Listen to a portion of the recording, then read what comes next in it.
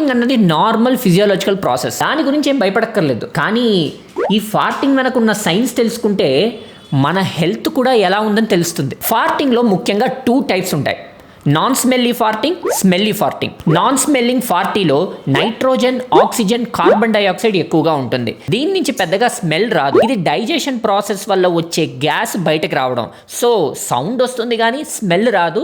ఇది పెద్ద ప్రాబ్లం కాదు. రెండోది స్మెల్లీ ఫార్టింగ్. ఇది దేని వల్ల వస్తుంది అంటే undigested food in the colon. అలాగే ఎక్కువగా ప్రోటీన్స్ తిన్నప్పుడు కొన్ని ప్రోటీన్స్ సరిగ్గా డైజెస్ట్ అవ్వకుండా గ్యాస్ ఫామ్లో ఉండిపోతుంది. అది కూడా బయట రిలీజ్ అయినప్పుడు స్మెల్ వస్తుంది.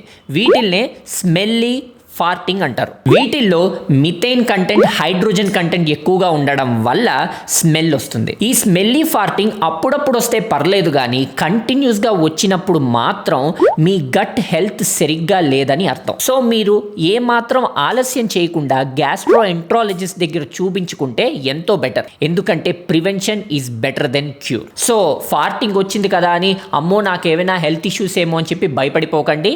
ఇలాంటి ఫార్టింగ్ ఎక్కువ సార్లు కంటిన్యూస్గా రిపీట్ అయితేనే ప్రాబ్లం. అలాంటి టైంలోనే మీరు కాన్షియస్గా ఉండాలి. సో ఈ ఫార్టింగ్ వెనకాల ఉన్న సైన్స్ కూడా గమనించుకోండి, ఎందుకంటే హెల్త్ ముఖ్యం బిగిలు.